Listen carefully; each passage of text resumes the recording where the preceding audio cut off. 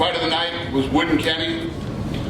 Uncle Av and Khabib win the performance bonuses. What a night. Wow. Wow, man. He is the baddest motherfucker on the planet. Like, I mean, let's start with, there's like a feeling out process for like 2 minutes, and then it's on. I mean, those two were going. The pressure that Khabib puts on you is unbelievable. Literally didn't respect his punching power, just walked right into everything, did what he wanted. When he started to go for like the armbar in the first round, I was like, oh my God, he's gonna try to pull up an armbar.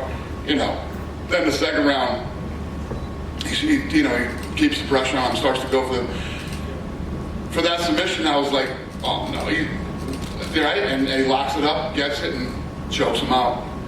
Unbelievable. And he didn't lose either round. Have you had a chance to speak to him yet? I mean, obviously, I think we're all a little bit surprised by his decision. I mean, I think we all understand his emotion coming into this, but have you spoken to him yet? No. He was in the octagon. We were all just standing around listening, and you can tell. I could tell. It almost smelled like an upset tonight. The way that he reacted at the weigh-ins, the way that he acted when he was walking out tonight. He didn't look like himself. Breathing heavy and taking deep breaths, and but wow. What's your expectations? I mean, obviously, do you take him at his word that that's it, or do you think maybe he'll change? What this guy's been through, we're all lucky that we got to see him fight tonight. And I'm hearing rumors of other things that I didn't know about that you guys will hear about when he comes out later, I'm sure. Apparently, he was in the hospital. He broke his foot. Yeah. So 3 weeks ago. So he has 2 broken toes and a bone in his foot that's broken or something like that. That's what his corner was telling me. And never told anybody, walking around. So, I mean, he is one of the toughest human beings on the planet. And he's the number 1 pound for pound fighter in the world. And seriously, you have to start putting him up there at GOAT status with, whoever else you think is the GOAT.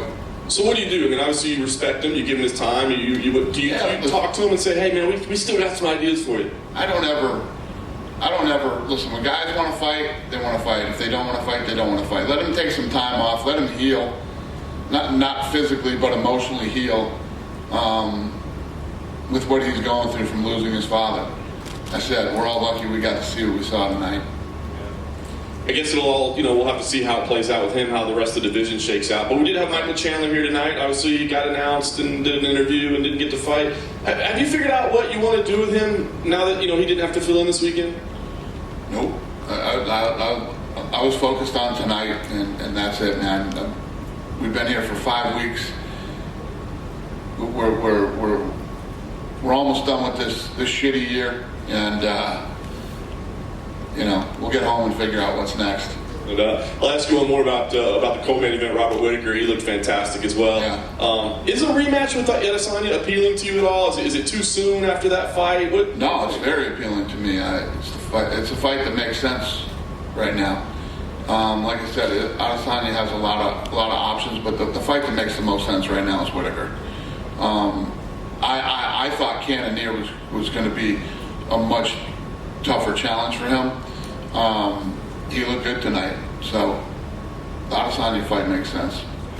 I know we're all excited to get back to Vegas and start there again, but there's a big announcement tonight about Etihad Arena and that'll be open next year. Have you started talking about 2021 yet? And tomorrow, I have a big meeting here tomorrow. So, do you have an idea when you think we'll be back? Late January, early February, maybe. Go back home, do a bunch of fights at home, and then we should be ready to do, some international fights, title fights, and things like that. The end of January, early February. Nice. And last thing for me, since he's the hero of Fight Island, Hamza Chimaev, of course, you mentioned the other day in an interview, him and Leon Edwards. Just want to get a status update on that. Is that signed and done? Yeah, is it signed, guys? Who's in here? Yeah, done, signed. Signed, done. December 19th. Yeah. Awesome. Thanks, Ed. Thanks. Excited for that one, too. Before this fight, you mentioned that you had something big coming for Khabib. Obviously, he's retired now, but can you tell us what it was? No. Hey, Dana. Hey. I know you said you don't don't know what to do with Michael Chandler, but could it be something like him and Tony Ferguson as the coaches of the Ultimate Fighter? I know you're looking for coaches for that show. Would that not make sense? That's interesting too, but I don't know. I don't know yet. We'll see what happens. In MMA, we see a lot of retirements, and then a lot of guys unretire. But with someone like Khabib, in your personal opinion, knowing that he promised his mother that he wouldn't compete again, do you believe him? I do. And then earlier today, Floyd Mayweather did an interview and said that you guys have been in talks and you guys are going to be working together. And I know that recently you said Super Boxing is benefiting from the coronavirus. Is that linked? No, I didn't say Zuffa Boxing was benefiting from the coronavirus. I said that there was interesting things going on out there that I might be able to put together that I would be interested in. I only want to put on fights that are the best fights. This is what we do. We put on the best versus the best, and the only way that I would do anything in boxing is if I could do that.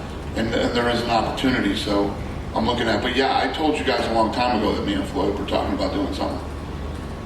And then last thing for me, earlier this week a report came out with some allegations against Mike Perry from his ex-wife. I was wondering if you'd heard about those and if that's something you were investigating. Yeah, I heard about it. I heard that she wanted to get a restraining order and the judge didn't allow the restraining order, and nothing really came out of it. I think she alleged that he'd been physical in their relationship. I don't know. I have no idea. I don't think so. Thank you. Dana, you obviously have that. Like you're without a champion now, so you're going to have to crown a champion at some point, especially in the lightweight division. Does that make this McGregor-Poirier fight in January that's being targeted? Will that most likely be for a vacant title? Say that again? Well, the McGregor-Poirier fight, could that be for the vacant title now if it's at 155? I have no idea. Guys, don't ask me the future or what the fuck's going on with anything else, because I have no idea. I've just been here for 5 weeks, man, getting through this shitty ass year, and I'm just ready to fucking go home and we'll figure out what's next. As soon as we have answers, you'll know. All right? Have a good night.